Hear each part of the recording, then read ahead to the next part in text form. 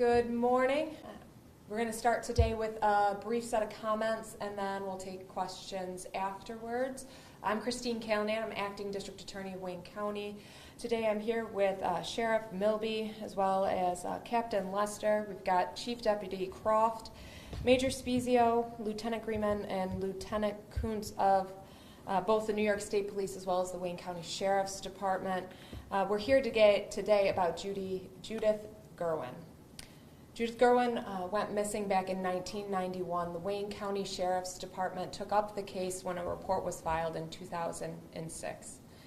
In October of 2020, there were remains located on Garner Road in Huron. Hunters located them and reported them. Those remains were collected as evidence, and we can now confirm that those remains are Judith Guerin. In the course of the investigation, after the recovery of those remains, we've developed additional forensic evidence that now leads us to classify this case no longer as a missing persons investigation, but a homicide investigation. We're here today asking that the community and any members who have any information or potential leads, please contact us now that we are actively investigating this case as a homicide. The tip line with the Wayne County Sheriff's Department, the phone number to call would be 315-946-5800. Again, 315-946-5800. We're hoping that with any information the community can provide, that we can proceed not only with a successful homicide investigation, but prosecution of any potential suspect. At this point, myself or any members of the Wayne County Sheriff's or New York State Police will take questions. When were they found, the remains? The remains were found in October of 2020. Can you tell us why you are classifying this as a homicide investigation, or what led you to believe that? Well, with the positive identification of the remains being Judith Guerin's, and then the additional follow-up investigation that's been conducted by both the Wayne County Sheriffs and the New York State Police and our partners in law enforcement, there's been advances in technology allowing us to do additional forensic testing that have, at this point, led law enforcement to reclassify this case. Did it take 4 years to identify them, the remains? It didn't take 4 years to identify the remains. However, the additional forensic testing and analysis that we were able to perform in regards to other portions of the investigation have allowed us now to reclassify it. Have you been in touch with the loved ones, family members? Are they okay? We have been in contact. They are in active communication with the Wayne County Sheriffs, and they were made aware of the identification of the remains. Did you determine cause of death?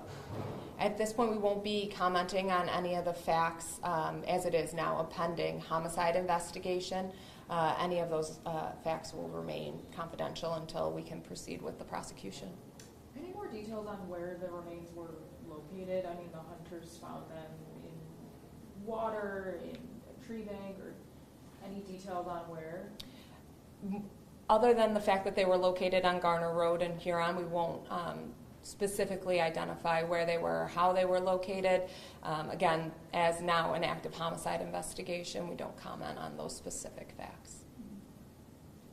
1991 is a long time ago since she went missing. Are you confident you can get any leads? You didn't have any leads back then. No one kind of came forward. Are you confident now that this case is classified as a homicide, that someone will come forward, something they saw that might have been weighing on their conscience this entire time? I wouldn't say that there haven't been leads. There's been many people that have been interviewed. There have been portions of this investigation, and that's why we have kept it open and it hasn't been closed. We're reaching out to the community again because it's important in these types of investigations to be able to talk to the community. Hopefully somebody who didn't know about this sees it, or somebody who just thought she may have been a missing person but now realizes that she has been recovered, the remains have been classified as hers, will come forward with a piece of information that they may not have seen as important if she was just a missing person. Any comments on Mr. Tucci? I believe the man she used to date, is he being interviewed, or? There's, at this point, this is an open investigation. We're proceeding with conversations with a lot of individuals, and again, we're pursuing any and every type of evidence or information that can be provided by the community. This might be a question for the sheriff, but, you know, in terms of cold cases, you guys have cold cases and these are kind of closed now. You know, you have investigators, I'm sure, working on these kind of cases, you know, throughout, you know, since 1991, you know. What's it like as a department to kind of have that closure now for the family and you guys to kind of move forward with the investigation? Well, while we don't have complete closure on this, we will continue to work it just like we do every other cold case. No case is ever put to rest. It's just that we felt it was appropriate at this time to reach out to those who may have further information or at least give us a name so we can move forward and continue to work for the closure of this case, because we do have family members that are out there that are still grieving Ms. Guerin's death. And we'd like to do the best we can to bring whoever's responsible for her death to justice. Where do you guys go from here? What's your next steps in this process? Hopefully with the information that we're putting out today and the phone number that we're putting out today, again, that's 315-946-5800. So hopefully somebody will call in with some information and we can start to follow up on those.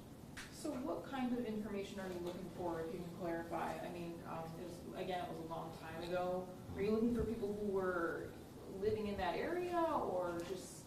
We were looking for anyone who had any knowledge of Ms. Guerin at the time, anybody who knew her, anybody who knew anything about her, anybody who maybe was a friend of hers that she hung out with or had any contact with or maybe even worked with. No matter how insignificant the information somebody might deem it to be, please come forward and let us make that determination. How lucky was it, you know, I don't know if you guys had a press conference when her remains were found back then in 2000, but, you know, how lucky were you that the hunters kind of stumbled upon this, you know, remains, you know, we could have gone multiple years before, you know, we found her, you know, how lucky was that? I wouldn't consider it luck. I mean, yes, it was fortunate, but just like with every other investigation that's out there, we work closely with the people in this county, the citizens that we protect and work with every single day. We couldn't do this without them, and by the mere fact that somebody saw something and they reported it, the state police responded, and we were able to forward the investigation because people pay attention and people work closely with their law enforcement.